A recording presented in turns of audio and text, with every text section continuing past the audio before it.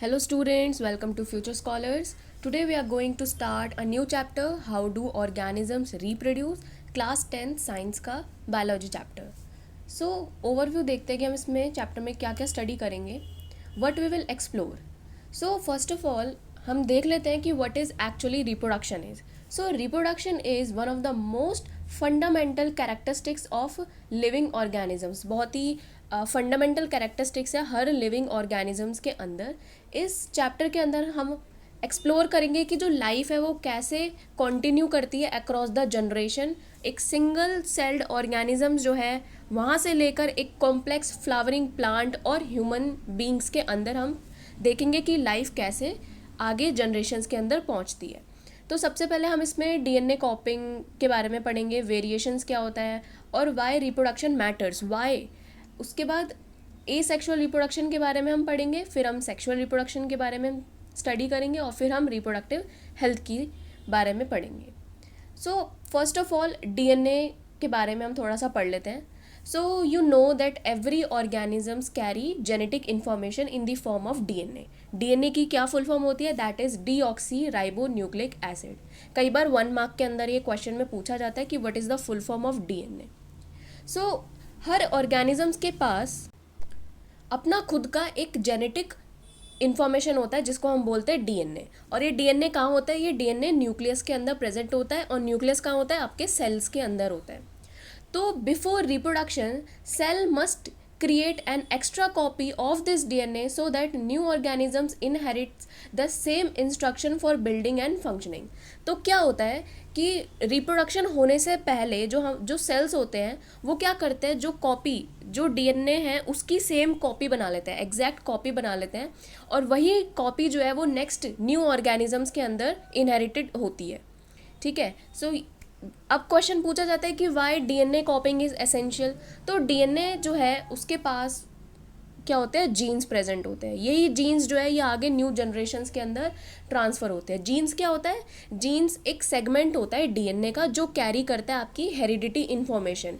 Like आपने देखा होगा कि इस बच्चे की जो आइज़ है वो आपने देखा होगा कि इस बच्चे की जो आइज़ है वो किस पे गई है? अपने फादर पे गई है. तो ये जो सिमिलर कैरेक्टर्स होते हैं वो किससे आते हैं? जीन्स से आते हैं. यानी इस बच्चे के अंदर इसके फादर के जीन्स आए हैं. Okay. So genes is a segment of DNA जो कैरी करता है दैट हेरिडिटी इन्फॉर्मेशन जो नेक्स्ट जनरेशन के अंदर पास होगी. तो डीएनए जो है contain instruction for making proteins. अब डीएनए क्या है? डीएनए के अंदर इंस्ट्रक्शंस होते हैं कि कैसे कैसे प्रोटीन बनना है और यही प्रोटीन जो है ये डिटरमाइन करेगा बॉडी के स्ट्रक्चर को और उसके फंक्शन को कि कैसी बॉडी बनेगी और कैसे कहाँ कौन सा फंक्शन होगा. Without accurate copying the new organisms would not develop correctly. अगर कॉपी ही बनने में ही प्रॉब्लम आ रही है वो भी डीएनए की, तो ऑब्वियस है कि न्यू जनरेशन के अंदर कोई ना कोई डेवलपमेंट जो है अच्छे से नहीं होएगी और कहीं ना कहीं उसके अंदर कोई ना कोई डिफॉर्मिटीज़ आ जाएंगी. सो इसलिए डीएनए कॉपिंग जो है वो बहुत ज़्यादा एसेंशियल होता है. उसके बाद नेक्स्ट आता है importance of variations. Variations word का मतलब होता है डिफरेंस, किसी भी चीज़ के अंदर वेराइटीज़ आना. तो DNA कॉपिंग is not always perfectly accurate. हमेशा परफेक्टली एक्यूरेट नहीं होती. कहीं ना कहीं छोटी सी माइनर एरर आ जाता है जिसकी वजह से किसी भी नए ह्यूमन बीइंग के अंदर क्या आ जाती है? वेरिएशंस आ जाती है. तो एक ह्यूमन बीइंग के अंदर 99.9% डीएनए हर इंसान के अंदर, every human being in this world, उसके पास जो 99.9% DNA that is same. Only 0.1% DNA is different in this entire world, जिसकी वजह से हर जो भी आपके ह्यूमन बीइंग्स है वो एक दूसरे से क्या दिखते हैं? डिफरेंट दिखते हैं. तो दैट 0.1% ऑफ डीएनए जहाँ पर एरर आ गया उसकी वजह से क्या आया? वेरिएशंस आया ह्यूमन बीइंग्स के अंदर. ओके. तो small differences between the individuals, variations आएंगे तो छोटे छोटे से डिफरेंस आएंगे हर इंडिविजुअल के अंदर. इधर या तो जो बच्चा होगा वो पेरेंट्स की तरह लुक अलाइक होगा, वो एग्जैक्टली सेम नहीं होता क्योंकि उसके अंदर भी वेरिएशंस आ जाती है. अब यही वेरिएशंस जो है are raw material for evolution and help species adapt to changing environments. अब देखो कुछ ऐसे होते हैं कि जो इस वाले इन्वायरमेंट में रह लेते हैं आसानी से, बट कोई ऐसे भी ऑर्गेनिजम्स होते हैं कि जिस इन्वायरमेंट में तुम कंफर्टेबल हो उसमें दूसरा ऑर्गेनिजम्स कंफर्टेबल नहीं होगा. तो यही वेरिएशंस जो होती है ये क्या करती है? ये एवोल्यूशन लाती है एवोल्यूशन मतलब चेंजेस लेके आती है स्पीशीज़ के अंदर, ताकि वो जो भी इन्वायरमेंट के अंदर चेंजेस हो रहे हैं उसको क्या कर ले, अडाप्ट कर ले। तो मैंने अभी तक आपको ये बताया कि what actually DNA is. DNA जो है वो आपका जेनेटिक मटेरियल है।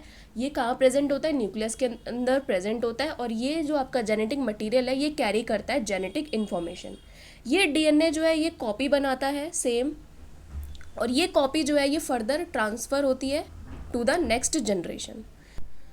आपने देखा होगा कि डीएनए, सुना भी होगा कि डीएनए के पास कितने क्रोमोसोम्स होते हैं, 46 क्रोमोसोम्स होते हैं। तो ये 46 क्रोमोसोम नेक्स्ट जनरेशन के अंदर भी होंगे। अब ये 46 क्रोमोसोम्स आते कैसे हैं, देखो थोड़ा सा ओवरव्यू दे देते हैं कि जो, जैसे सपोज करो ये है आपके फादर, तो फादर मेल के लिए हम ये वाला सिंबल यूज़ करते हैं, दिस वन, और फीमेल यानी आपकी मदर, उसके लिए हम कौन सा सिंबल यूज़ करते हैं, दिस वन। तो 23 क्रोमोसोम्स, मतलब पेरेंट जो आपके फादर है उसके पास भी 46 क्रोमोसोम्स हैं, तो 46 को हम 23 पेयर्स बना सकते हैं। तो 23 जो है वो फादर मदर से आएंगे कॉपी बन के, एग्जैक्ट नहीं आते, कॉपीज आती हैं।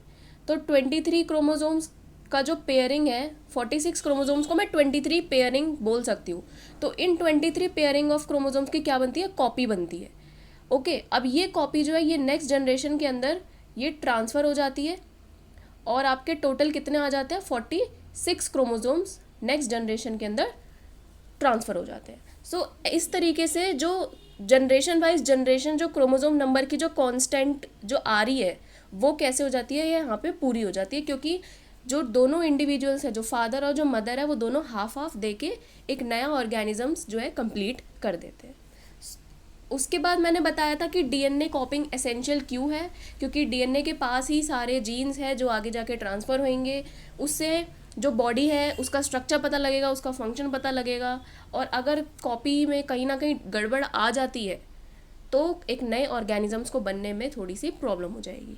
फिर हमने वेरिएशंस का इंपॉर्टेंस पढ़ा, तो देखो 99.9% डीएनए पूरे वर्ल्ड के अंदर सेम होता है, 0.1% के अंदर डीएनए डिफरेंट होता है, तो वहाँ से क्या आ जाती है, वेरिएशंस आ जाती है, और ये वेरिएशंस जो है ये इंपॉर्टेंट होती है फॉर द एवोल्यूशन, और ताकि स्पीशीज़ जो है वो अडाप्ट कर सके any change in the environment. Now we will study asexual reproduction. So there are two types of reproduction. दो तरीके की रिप्रोडक्शन होती है, एक होती है asexual और एक होती है sexual. तो asexual reproduction के अंदर हम सिंगल ऑफस्प्रिंग लेते हैं, मतलब एक सिंगल सेल्ड ऑर्गेनिजम्स है, वही आगे जाके जो है ऑफस्प्रिंग्स को प्रोड्यूस कर रहा है। तो इन asexual reproduction a single parent, एक सिंगल पेरेंट होगा, वो प्रोड्यूस करेगा of spring without involvement of gametes. यहाँ पे कोई गैमिट्स की रिक्वायरमेंट नहीं होती। गैमिट्स क्या होते हैं, जो आगे जाके फ्यूज़ होके क्या बनाएंगे, अपना एक जाइगोट बनाएंगे, एक नया ऑर्गेनिजम्स बनाएंगे, उनको हम बोलते हैं गैमीट्स। ओके, जो ऑफस्प्रिंग्स है वो क्या होंगे, जेनेटिकल आइडेंटिकल होंगे। Genetically identical means exactly same होंगे as compare to their parents, बिल्कुल डिक्टो टू द पेरेंट्स, जिनको हम बोलते हैं क्लोन्स। क्लोन्स बोलते हैं, क्लोन्स मतलब सिमिल, जो बिल्कुल सेम दिखने लायक होते हैं, एकदम सेम। दिस मैथड जो होता है ये कॉमन होता है इन सिंपलर ऑर्गेनिजम्स। देखो सिंगल सेल है तो कितना ही कॉम्प्लेक्स होगा, वो सबसे सिंपलेस्ट ऑर्गेनिज्म जो होता है वो सिंगल सेल्ड होता है। तो इनके अंदर एसेक्सुअल रिप्रोडक्शन होती है, और यहाँ पर क्या होती है, रैपिड पॉपुलेशन ग्रोथ होती है। एक ही ऑर्गेनिजम्स है, सिंगल सेल्ड है, तो फटाफट रैपिड पॉपुलेशन ग्रोथ ये दिखा देते हैं। तो इसके अंदर 4 थिंग्स हम पढ़ते हैं, कौन कौन सी रिप्रोडक्शन, एसेक्सुअल रिप्रोडक्शंस आती है। First one is your fission. तो फिजन जो है उसके अंदर आता है बाइनरी फिजन। बाइनरी फिजन का क्या मतलब है, बाई मतलब यहाँ पर 2 हो गया, कि अगर एक ऑर्गेनिजम्स है वो 2 पार्ट्स के अंदर स्प्लिट हो गया, that is your binary fission.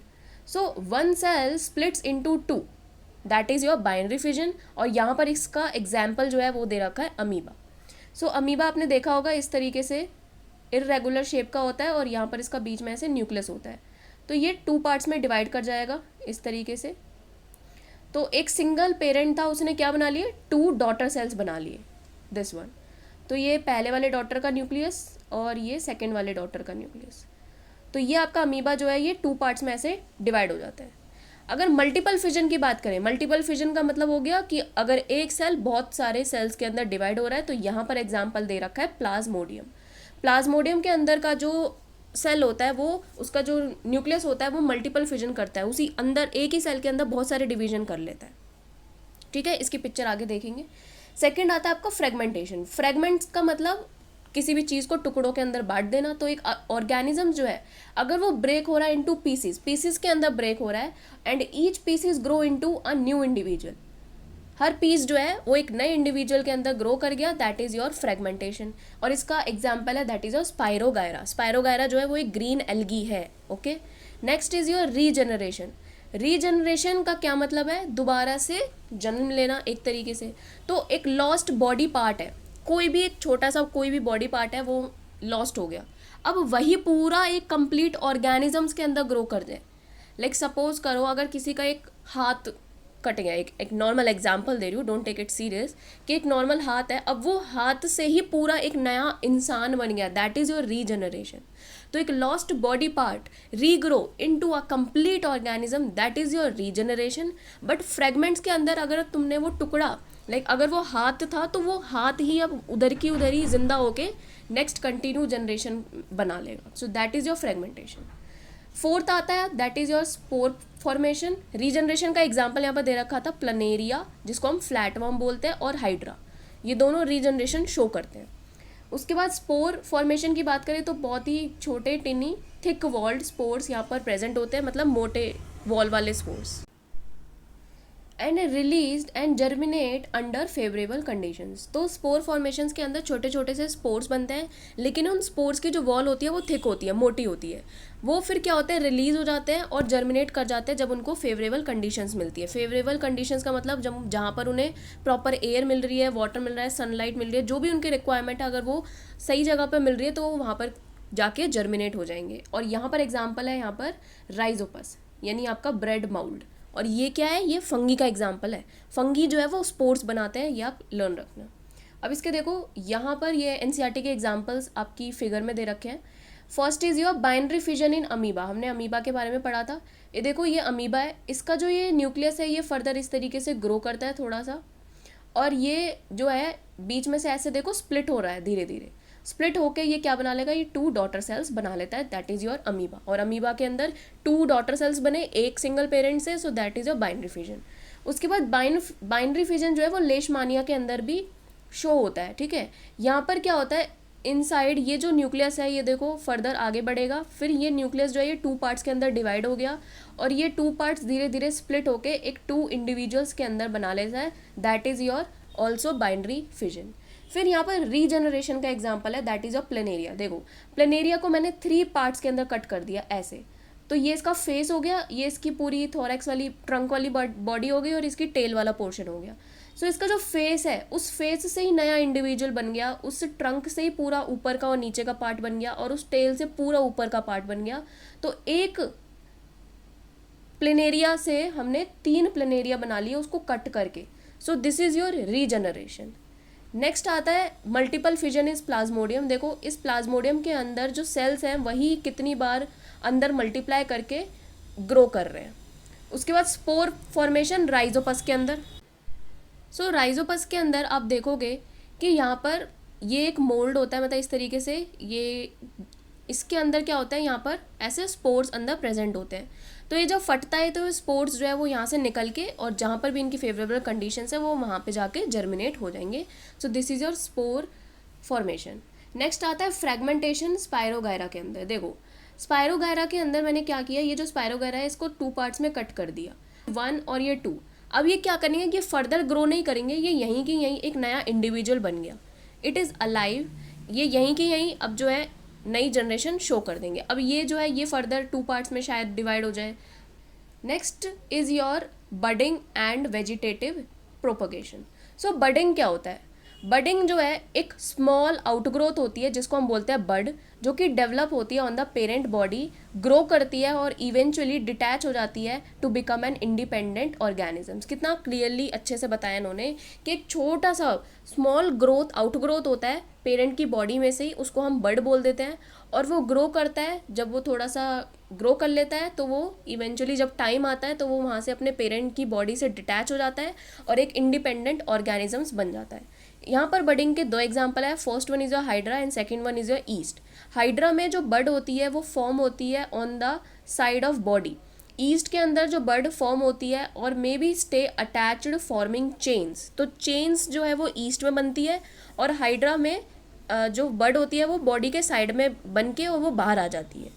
Next is your vegetative propagation. Vegetative propagation के अंदर न्यू प्लांट जो है वो ग्रो करता है फ्रॉम वेजिटेटिव पार्ट्स। अब वेजिटेटिव पार्ट्स क्या होते हैं? That is your root, stem, leaf without seed. यहाँ पर सीड नहीं है, रूट, स्टेम या लीफ से अगर कोई नया प्लांट बन के आ रहा है, so that is your vegetative propagation. और ये वाइल्डली यूज होता है एग्रीकल्चर के अंदर और हॉर्टिकल्चर के अंदर। यहाँ पर एग्जाम्पल है Bryophyllum, very important, potato and cutting. तो ब्रायोफाइलम के अंदर जो नया प्लांट है वो बनता है फ्रॉम लीफ मार्जिन। लीफ का example is your Bryophyllum. Stem, tubers का एग्जाम्पल जो है दैट इज योर पोटैटो। और जो आपकी लीफ कटिंग का एग्जाम्पल है रोज और शुगर केन, उसको हम कह देते हैं कटिंग के अंदर, that is your vegetative propagation. अब इन दोनों की फिगर भी एनसीईआरटी में थी। First is your leaf of Bryophyllum with birds. देखो साइड साइड वाला जो आपका मार्जिन है, यानी लीफ की जो मार्जिन होती है वहाँ पर कुछ बर्ड ग्रो कर रही है लीफ की। सो ये this is your leaf of Bryophyllum with birds. और यहाँ पर बडिंग इन हाइड्रा, देखो ये हाइड्रा है और यहाँ से देखो एक छोटी सी बर्ड निकल के आ रही है। ये बर्ड जो है ये फर्दर ग्रो करती है, इस तरीके से पूरा एक नया ऑर्गेनिज्म बन जाता है। और फिर ये जब टाइम आता है एक्यूरेट, तो यहाँ से डिटैच हो जाता है और एक नया इंडिविजुअल बन जाता है।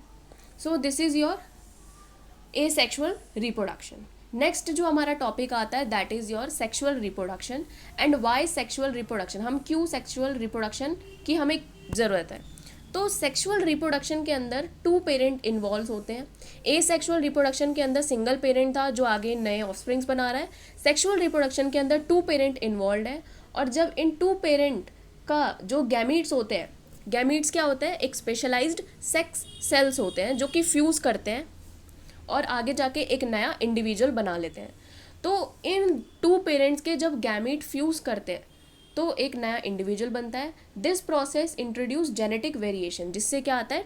नए नए वेरिएशंस आते हैं इंडिविजुअल के अंदर, and which is essential for survival and evolution of species. जब हमने पढ़ा था कि why variations are important, same बात हमारी यहाँ पर आ रही है। सेक्सुअल रिप्रोडक्शन हम करते ही इसलिए हैं ताकि हमारे जो ऑर्गेनिजम्स हैं उसके अंदर क्या है? जेनेटिक वेरिएशंस आए, जिससे कि हमारे फ्यूचर में कुछ एवोल्यूशन हो सके।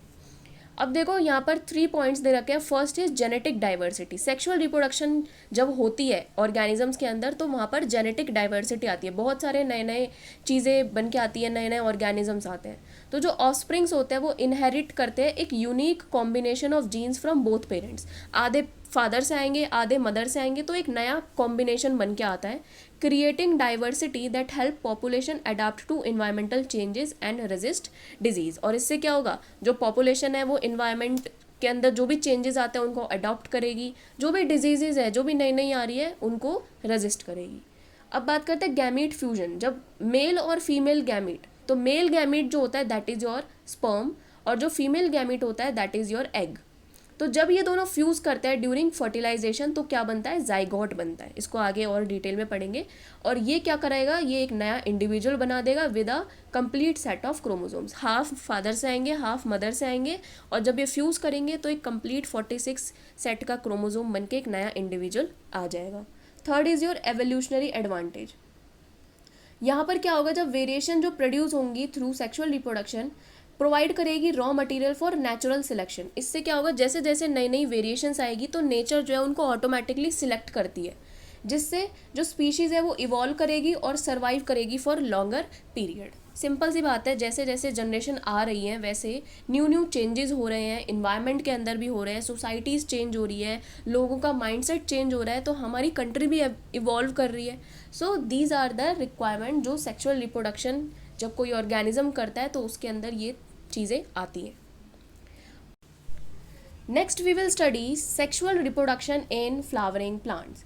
सो अभी हमने एसेक्सुअल रिप्रोडक्शन पढ़ा, उसके अंदर एक सिंगल सेल्ड ऑर्गेनिज्म ही पूरा आगे जाके ऑफस्प्रिंग्स बना रहा है। अब हम देखते हैं सेक्सुअल रिप्रोडक्शन फ्लावरिंग प्लांट्स के अंदर। तो यहाँ पर कुछ स्टेप्स हैं, इन स्टेप्स को देखते ही हम आगे चलेंगे। पहले हम फ्लावर का स्ट्रक्चर पढ़ेंगे, उसके बाद हम पॉलिनेशन पढ़ेंगे, फिर हम फर्टिलाइजेशन देखेंगे और फिर हम देखेंगे सीड और फ्रूट कैसे बनता है। यहाँ पर एक पॉइंट लिखा है कि पॉलिनेशन जो है वो अकर होता है through wind, water, insect, birds, and after fertilization the seed contain the embryo protected by seed coat ready to germinate under suitable condition. इसको हम डिटेल में आगे जाके और स्टडी कर लेते हैं। तो सबसे पहले हम पढ़ लेते हैं फ्लावर का स्ट्रक्चर।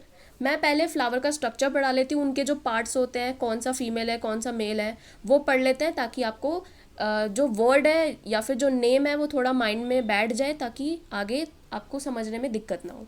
तो फर्स्ट आप यहाँ पर देखो, सबसे पहले हम स्टेमन देखते हैं। स्टेमन जो है that is your male reproductive part of flower.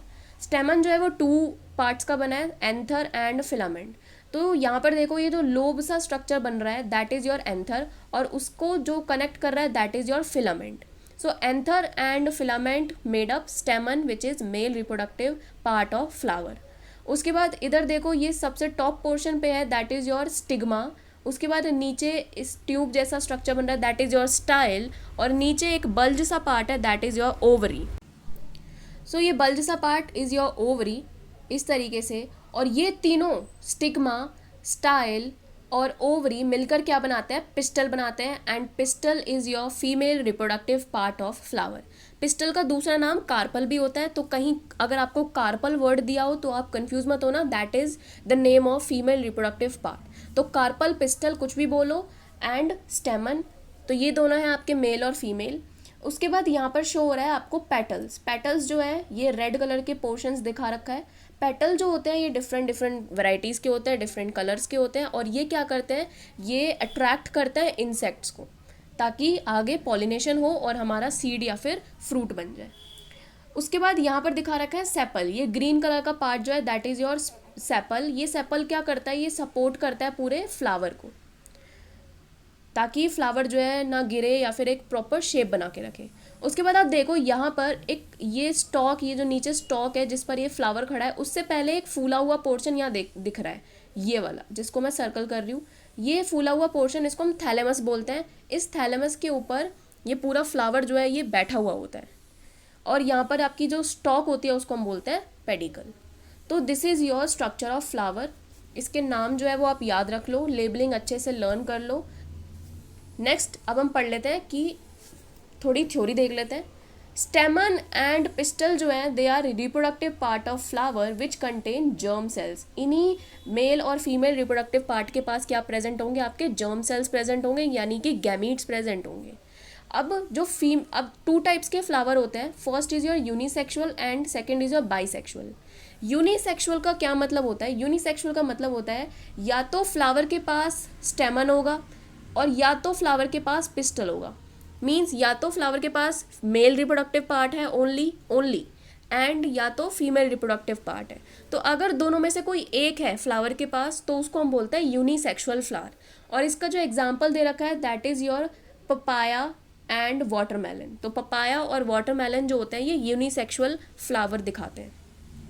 Bisexual के अंदर बोथ स्टेमन और पिस्टल दोनों प्रेजेंट होते हैं, यानी एक साथ आपके मेल और फीमेल पार्ट दोनों प्रेजेंट है, that is your bisexual flower. और यहाँ पर एग्जांपल है हिबिस्कस और मस्टर्ड। फिर हम बात करते हैं स्टेमन की। तो स्टेमन जो है वो आपका मेल रिप्रोडक्टिव पार्ट है और ये प्रोड्यूस करता है पॉलन ग्रेन्स। तो यहाँ पर आपका पहला जर्म सेल पता लग गया, that is your pollen grains. तो पॉलन ग्रेन जो है ये आपका मेल जर्म सेल है, यानी मेल गैमीट क्या है यहाँ पर, pollen grain. That are yellowish in colour. कौन से कलर के होते हैं, येलोइश कलर के होते हैं आपके पॉलन ग्रेन। फिर बात करते हैं पिस्टल की। तो पिस्टल जो है वो प्रेजेंट होता है at the centre of flower, flower के बिल्कुल सेंटर में। ये फीमेल रिप्रोडक्टिव पार्ट है और ये किसका बना है, 3 पार्ट्स का बना है। फर्स्ट जो है स्वॉलन बॉटम पार्ट, नीचे की तरफ एक फूला सा पोर्शन, क्या था वो, ओवरी। मिडल में एक इलोंगेटेड पार्ट था, लंबा सा एक ट्यूब जैसी शेप का था, दैट इज योर स्टाइल। और टर्मिनल सबसे टॉप पर क्या प्रेजेंट है, स्टिग्मा।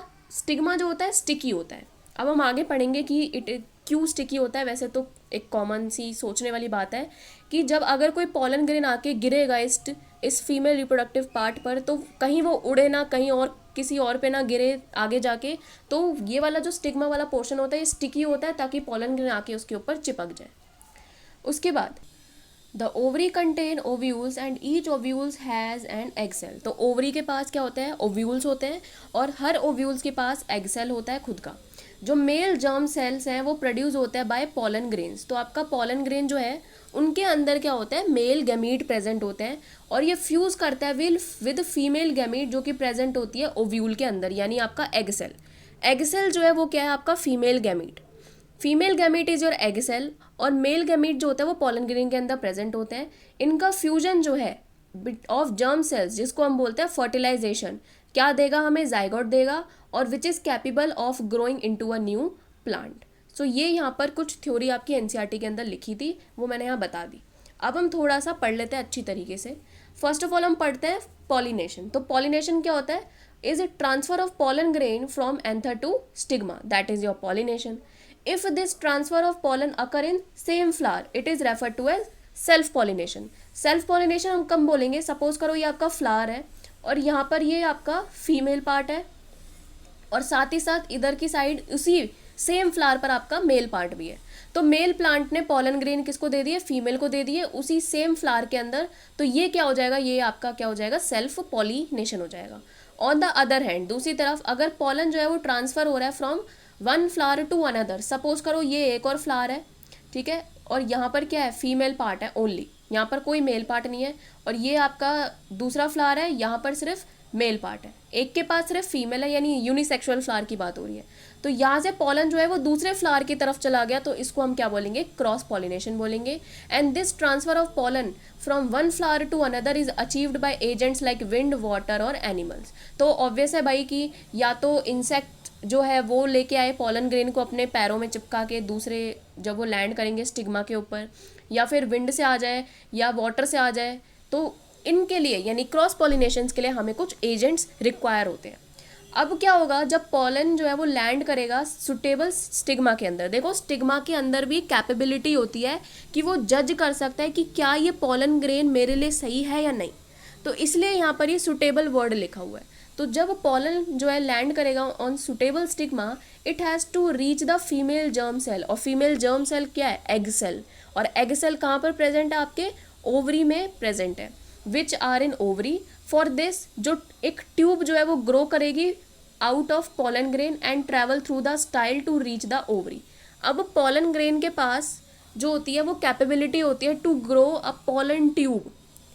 देखो हजारों जो है स्टिग्मा के ऊपर पॉलन ग्रेन लैंड करते हैं, लेकिन उनमें से सिर्फ एक ही पॉलन ग्रेन ऐसा होता है जो कैपेबल होता है to make a pollen tube. तो इसलिए देखो यहाँ पर ये दो पॉलन ग्रेन अगर इस वाले डायग्राम में शो किए हैं, तो पहले वाले जो आपका पॉलन ग्रेन है उसने सिर्फ यहाँ तक ही ट्यूब बनाई, लेकिन जो सेकंड वाला है वो पूरी नीचे तक यानी आपकी ओवरी तक लेके चला गया। तो ऐसा नहीं है कि हर pollen grain is capable of making pollen tube, उनमें से कोई एक ही अच्छा होता है जो कि पॉलन ट्यूब बनाता है। और देखो इस पॉलन ट्यूब, जैसे ही पॉलन ने पॉलन ट्यूब बनाई तो पॉलन ने क्या रिलीज कर दिया, मेल जर्म सेल रिलीज कर दिया। अब जैसे ही ये मेल जर्म सेल यहाँ रिलीज हुआ और ये कहाँ पहुँचेगा, फीमेल जर्म सेल के पास, जो कि आपका एग। अब क्या होगा, after fertilization the zygote divides several time to form embryo within the ovule. Ovule के अंदर फिर क्या बन जाएगा, आपका एम्ब्रियो बन के आ जाएगा। तो ये देखो ये जो मेल जर्म था ये किससे फ्यूज हो गया, फीमेल जर्म सेल से यहाँ पर फ्यूज हो गया। ये वाला पूरा जो पोर्शन है दैट इज योर ओव्यूल, ठीक है। अब जो ओव्यूल है वो किस में डेवलप होगा, एक टफ कोट के अंदर। एक टफ कोट यानी सपोज करो ये आपका पूरा क्या था, ओवरी था, ओवरी के अंदर क्या था आपका ओव्यूल, और ओव्यूल के अंदर भी कौन था आपका, जो एग सेल। यहाँ पर क्या बन गया, ये आपका एम्ब्रियो बन गया जब यहाँ पर फ्यूजन हो गया। तो ये जो ओव्यूल है ये क्या बना देगा, एक सीड कोट बना लेगा, टफ कोट बना लेगा, क्योंकि आपका जो ओव्यूल है वो किस में कन्वर्ट होता है, सीड के अंदर कन्वर्ट होगा। देखो यहाँ पर फर्टिलाइजेशन हुई तो ये क्या बन जाएगा, आपका सीड बन जाएगा। और ये जो ओवरी है, जिस ये वाली पूरी ओवरी, ये किस में कन्वर्ट हो जाएगी, फ्रूट के अंदर कन्वर्ट हो जाएगी। तो the ovary grow rapidly and ripens to form a fruit. तो हर फ्रूट, मोस्टली फ्रूट्स के अंदर हमें सीड देखने को मिलता है। तो वो सीड क्या होते हैं, वो आपके ओव्यूल होते हैं, और जो आपका फ्रूट होता है बाहर का दैट इज योर ओवरी।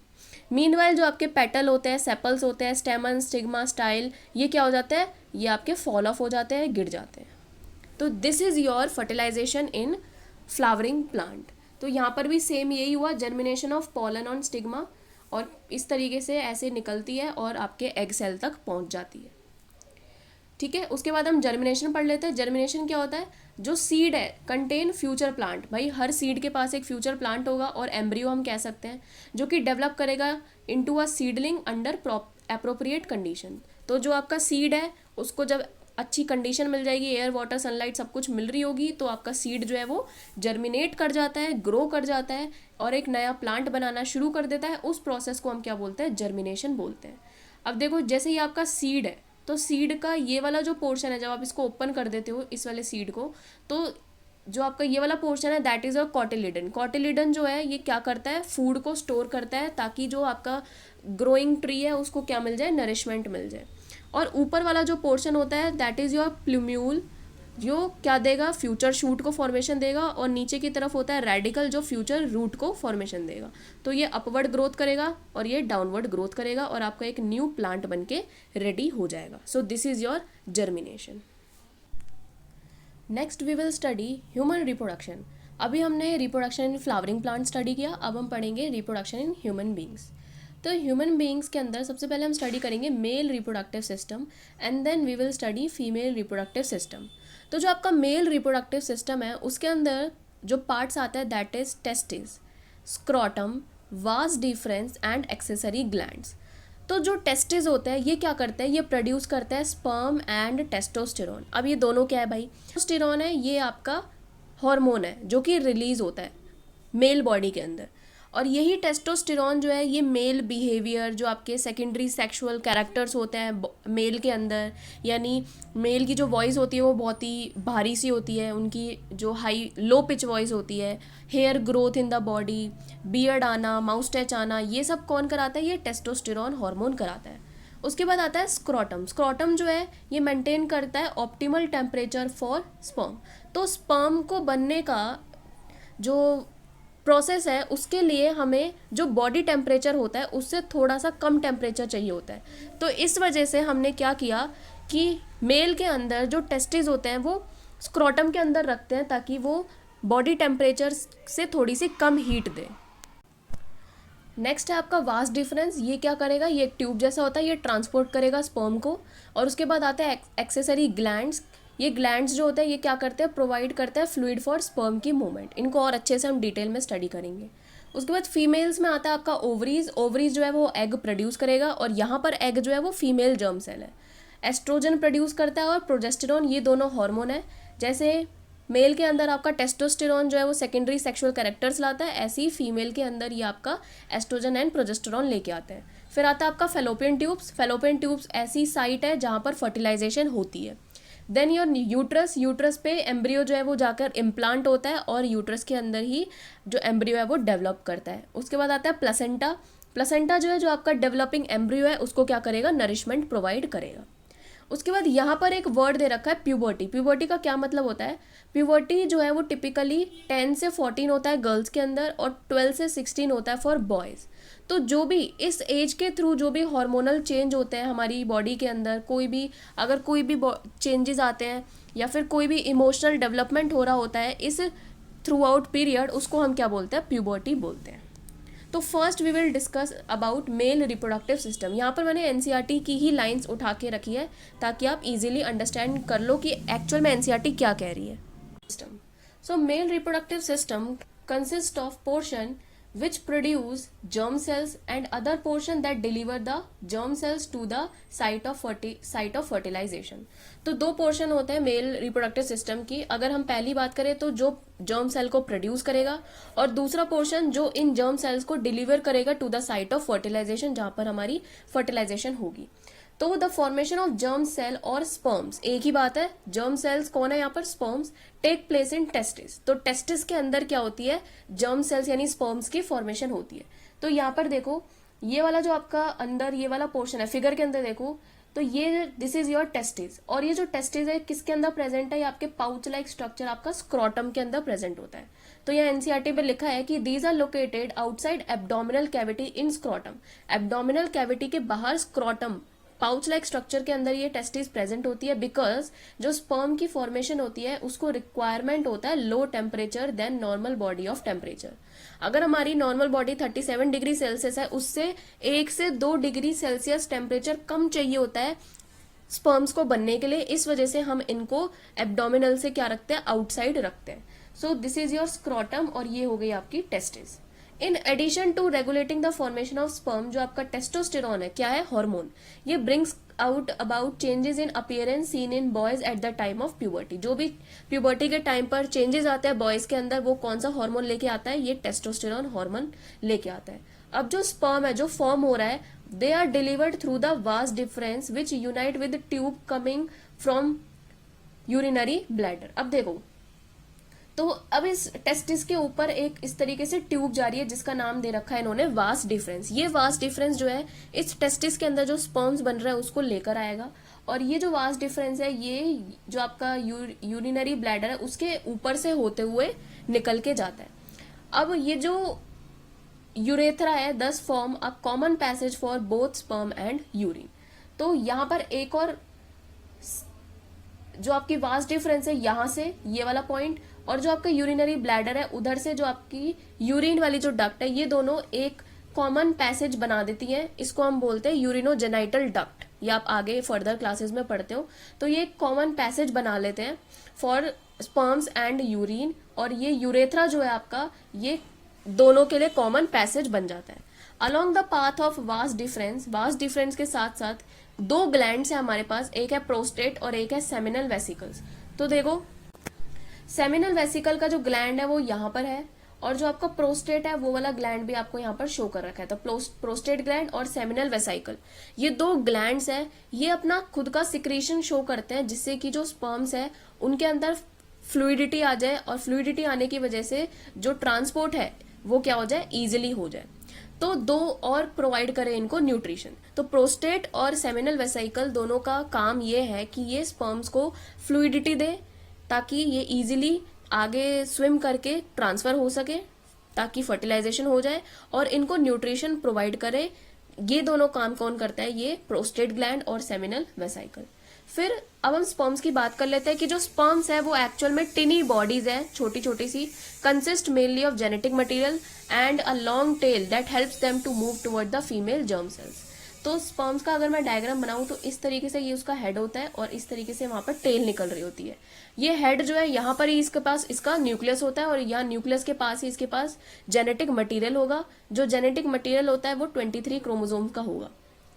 ठीक है, ये 23 क्रोमोसोम, ये जब जर्म सेल यानी आपका जो ये स्पर्म है ये फ्यूज करेगा एग के साथ, जिसके पास भी कितने क्रोमोसोम होंगे, 23 क्रोमोसोम होंगे. दोनों फ्यूज करके एक नया इंडिविजुअल बना देंगे, और दोनों के क्रोमोसोम क्या हो जाएंगे, 46 हो जाएंगे.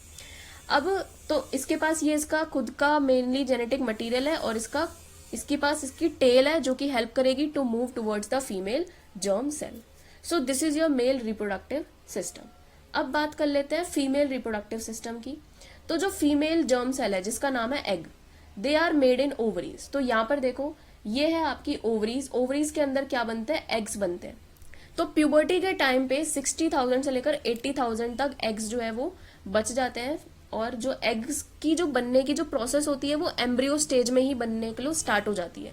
फीमेल्स के अंदर ये एक नई बात है, फीमेल के अंदर जो एग्स बनते हैं वो एम्ब्रियो के टाइम पर ही बनने स्टार्ट हो जाते हैं, और जब प्यूबर्टी आती है तो उनमें से 60 से 80,000 जो है एग सेल्स बचते हैं. तो ये एग सेल्स कहाँ होते हैं, ओवरीज के अंदर होते हैं, and they are responsible for the production of some hormones. तो कौन सा हार्मोन्स निकालते हैं, दे निकालते हैं एस्ट्रोजन एंड प्रोजेस्टेरॉन. जब गर्ल बॉर्न होती है तो ये जो ओवरीज होते हैं इनके पास already thousands of immature eggs होते हैं, ये मैंने आपको बताया. और जब on reaching puberty some of these start maturing, और जब प्यूबर्टी आती है तो ये जो इमेच्योर सेल एग्स होते हैं ये क्या करते हैं, मैच्योर होना फॉर्म कर देते हैं. 1 egg is produced every month by one of the ovary. हर महीने में हर एक ओवरी जो है वो एक एग सेल निकालती है, और ये एग जो है वो carried from the ovary to the womb through a thin oviduct और फेलोपियन ट्यूब. तो सपोज करो ये आपका एग था, ये ओवरी ने प्रोड्यूस किया, और इसको ये लेके जाएगा एक ट्यूब के अंदर से जिसका नाम है फेलोपियन ट्यूब. फेलोपियन ट्यूब का दूसरा नाम क्या होता है, ओविडक्ट.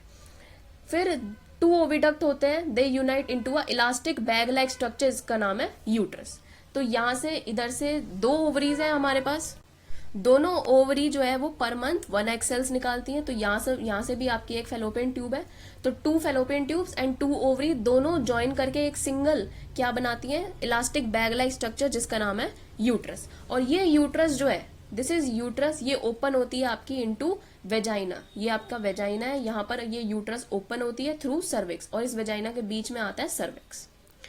तो आगे मैं एक बार बता देते हैं दोबारा से कि जो ओवरीज है वो क्या प्रोड्यूस करेगी, एग, और आपका ये कहाँ जाएगी, फेलोपियन ट्यूब के अंदर जाएगी। फेलोपियन ट्यूब जो है it is a site for fertilization, यहाँ पर फर्टिलाइजेशन होगी।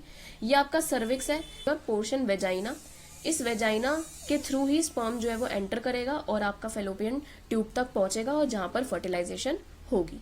So this is your female reproductive part.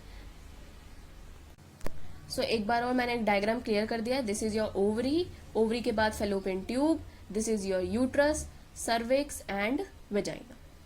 अब हम बात करते हैं फर्टिलाइजेशन कैसे होगी।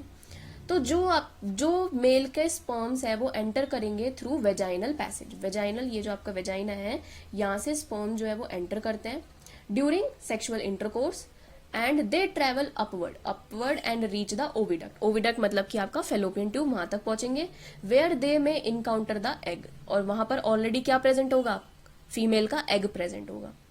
द फर्टिलाइज्ड एग, यानी अब दोनों की क्या हो जाएगी, फेलोपियन ट्यूब के अंदर फर्टिलाइजेशन हो जाएगी, और उस फर्टिलाइज्ड एग को हम क्या बोलेंगे, जाइगोट। अब ये जाइगोट जो है ये स्टार्ट करेगा dividing and form a ball of cells और एम्ब्रियो। तो ये सपोज करो ये आपका सिंगल जाइगोट था, ये जाइगोट जो है वो आगे डिवाइड कर करके क्या बना लेगा, एक एम्ब्रियो बना लेगा। ये जो एम्ब्रियो है ये इम्प्लांटेड होगा in the lining of uterus where they continue to grow and develop organs to become a foetus. और इस वाले डायग्राम में यहां से वो जो एग आया था, यानी आपका जो आपका एम्ब्रियो आया था, वो एम्ब्रियो जो है इस यूट्रस की लाइनिंग से जाके स्टिक हो जाएगा, और इस लाइनिंग पे जाके क्या करेगा, ये फर्दर डेवलप करेगा, ग्रो करेगा, ऑर्गन्स बनाएगा, और क्या बन जाएगा, एक प्रॉपर फीटस बन जाएगा। फीटस हम कब बोलते हैं, जब एक नया ह्यूमन बीइंग एक मदर की बॉडी के अंदर बन जाता है, उसको हम फीटस बोलते हैं। हेंस जो यूट्रस है वो प्रिपेयर कर लेती है इटसेल्फ एवरी मंथ, हर मंथ प्रिपेयर करती है अपने आप को to receive and nurture the growing embryo. तो जो यूट्रस होती है उसकी जो लाइनिंग होती है उसको वो थिक करती है, रिचली सप्लाइड करती है with blood to nourish the growing embryo. अब इस वाले डायग्राम में देखो, ये जो आपको रेड कलर की लाइनिंग दिख रही है, ये रेड कलर का जो पोर्शन है, ये जो यूट्रस है इसने अपने आप को क्या बना लिया, थिक बना लिया, और यही फुल्ली रिच्ड है इन सप्लाई ऑफ ब्लड कि अगर कोई एम्ब्रियो आता है, अटैच होता है, इम्प्लांट होता है, तो इसको क्या मिल जाए, नरिशमेंट मिल जाए। तो एवरी मंथ जो है वो मदर की बॉडी इसको तैयार करके रखती है। तो जो एम्ब्रियो है वो कैसे न्यूट्रिशन देता है अगर फर्टिलाइजेशन हो जाती है, तो embryo get nutrition from mother blood with the help of special tissue जिसका नाम है प्लेसेंटा। तो प्लेसेंटा जो है वो एक स्पेशल टिश्यू है जिसके थ्रू जो डेवलपिंग एम्ब्रियो है उसको क्या मिलता है, न्यूट्रिशन मिलता है from the mother blood. It is a disc जो कि एम्बेडेड होता है इन द यूट्राइन वॉल, यानी आपका जो एम्ब्रियो है उसके टिश्यू और मदर की वॉल के टिश्यू दोनों क्या हो जाते हैं, एम्बेडेड हो जाते हैं, एक दूसरे से इंटरडिजिट हो जाते हैं, लॉक हो जाते हैं। And contain villi on the embryo side on the tissue, embryo side पे क्या हो जाती है, विलाई बन जाती है। सपोज ये आपका यूट्रस है मदर की बॉडी का, और ये आपका ग्रोइंग एम्ब्रियो है। तो ये क्या करता है, ये एम्ब्रियो वाली साइड जो है वहां पर इस तरीके से ऐसे विलाई फॉर्म हो जाती है।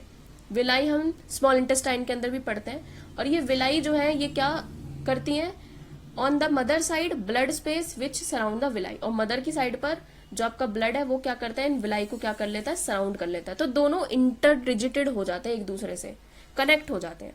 एंड दिस प्रोवाइड, ये क्या करेगा, लार्ज सरफेस एरिया देगा for glucose and oxygen to pass from mother to the embryo. अब ये प्रॉपर क्या बन गया, एक डिस्क शेप का स्ट्रक्चर बन गया जिसको हम क्या बोल देते हैं, प्लेसेंटा। अब ये क्या करेगा, ये लार्ज सरफेस एरिया बड़ा करेगा जिससे कि ग्लूकोज ऑक्सीजन इसका जो एब्जॉर्प्शन है, पास होने का जो प्रोसेस है वो क्या हो जाए, इजीली हो जाए फ्रॉम मदर टू एम्ब्रियो। और जो भी आपका डेवलपिंग एम्ब्रियो है वो कुछ वेस्ट सब्सटेंस भी जनरेट करेगा, वो भी कहां से रिमूव होगा, वो भी कौन रिमूव करेगा, आपका प्लेसेंटा रिमूव करता है फ्रॉम मदर बॉडी। सो ये थी बेसिक चीज जो आपको याद रखनी है। उसके बाद जब फर्टिलाइजेशन हो जाती है, प्लेसेंटा वगैरह बन जाता है, तो अप्रोक्सीमेटली 9 मंथ्स का टाइमिंग होता है जिसको हम बोलते हैं जेस्टेशन पीरियड। इस पूरे 9 मंथ्स के अंदर एक नया जो फीटस है वो डेवलप हो जाता है। उसके बाद जो प्लेसेंटा है वो क्रिटिकल रोल प्ले करता है। डिस्क जो होती है एम्बेडेड होती है in the uterine wall, provide करती है oxygen and nutrients to the embryo and remove the waste. ये मैंने आपको पढ़ा दिया है। उसके बाद जो चाइल्ड का बर्थ है वो अकर हो जाता है through rhythmic contraction of uterine muscles. और जो आपकी जो मदर की बॉडी की जो यूट्राइन मसल्स हैं वो कॉन्ट्रैक्ट करके क्या चाइल्ड का बर्थ कर लेती है, और इस वाले प्रोसेस को हम बोलते हैं पार्चुरेशन। चाइल्ड बर्थ के प्रोसेस को हम पार्चुरेशन बोलते हैं। तो हमने फर्टिलाइजेशन देखा, तो स्पर्म मीट एग कहाँ पर, इन द फेलोपियन ट्यूब। फिर वहाँ पर फर्टिलाइजेशन हो गई। फर्टिलाइजेशन होने के बाद जाइगोट का इम्प्लांटेशन हो गया कहाँ पर, यूट्रस के अंदर। और फिर वहाँ पर एम्ब्रियो जो है वो डेवलप करा। और ये जर्नी हमने जेस्टेशन पीरियड की हमने बता दी। Next we will study what happens when the egg is not fertilized. अब हमने स्टडी किया था कि जब फर्टिलाइजेशन होती है तो एग और स्पर्म मीट करता है तो फर्टिलाइजेशन हो जाती है। उसके बाद फीमेल बॉडी में बनता है जाइगोट, जाइगोट से एम्ब्रियो एंड देन एम्ब्रियो से बन जाता है फीटस। अब व्हाट इफ जो एग है वो फर्टिलाइज नहीं हुआ। एग फर्टिलाइज क्यों नहीं हुआ, क्योंकि स्पर्म वेजाइना के थ्रू नहीं आया। अब if egg is not fertilize it live for about 1 day. Female body के अंदर वो एग जो है वो वेट में रहता है for 1 day.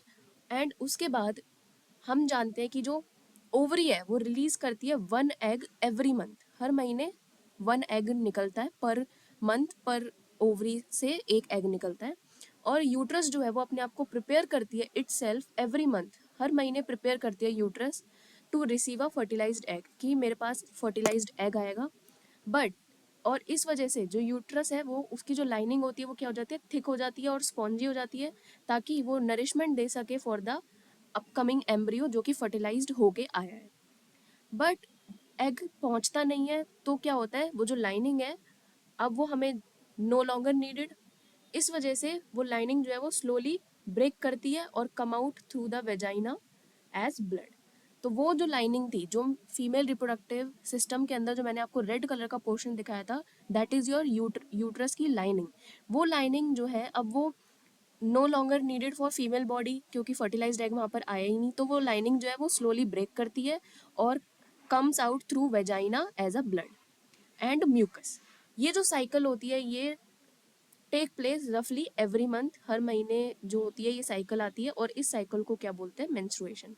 So female body के अंदर ये मेंस्ट्रुएशन एवरी मंथ होती है and it usually last for about 2 to 8 days। Depend करता है, हर फीमेल बॉडी के अंदर ये वेरी करती है। और अगर फर्टिलाइजेशन हो जाती है तो फिर वो जो एग है, फर्टिलाइज्ड एग है, वो यूट्रस की लाइनिंग पे ज्वाइन करके प्लेसेंटा बनाता है और फिर फीटस डेवलप होता है एंड देन आप फिर एक फीमेल बॉडी के अंदर एक बेबी का डेवलपमेंट हो जाता है। सो ये था कि what happen when the egg is not fertilized. Next आता है आपका रिप्रोडक्टिव हेल्थ। तो रिप्रोडक्टिव हेल्थ, अब भाई हमें अपनी हेल्थ का भी ध्यान रखना होता है। तो इसमें क्या होता है, फर्स्ट सेक्सुअली ट्रांसमिटेड डिजीज। जब हम सेक्सुअल इंटरकोर्स करते हैं तो कुछ सेक्सुअली ट्रांसमिटेड डिजीज जो है वो बॉडी में स्प्रेड हो जाती हैं। तो infection spread through sexual contact.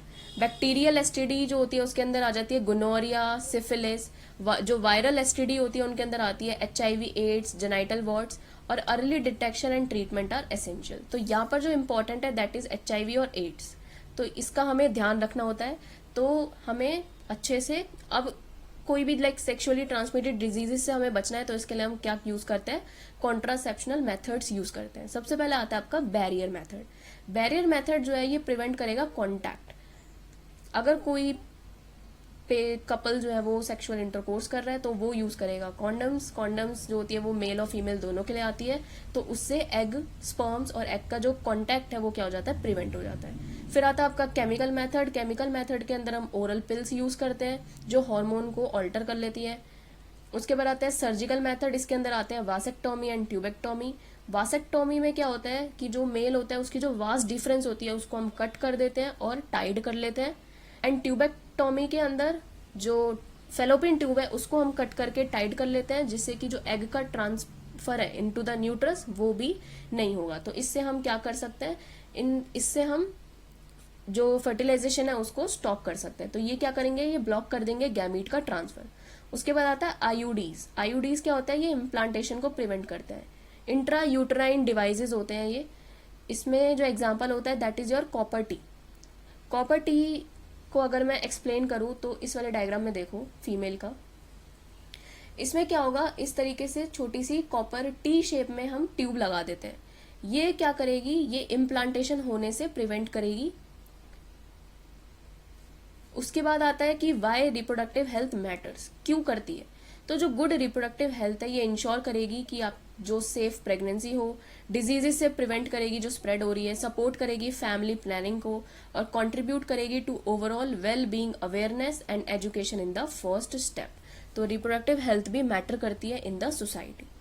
So that's all for today. I hope आपने एवरी टॉपिक अच्छे से समझ लिए होंगे, and if you have any doubt please do mention in the comment section.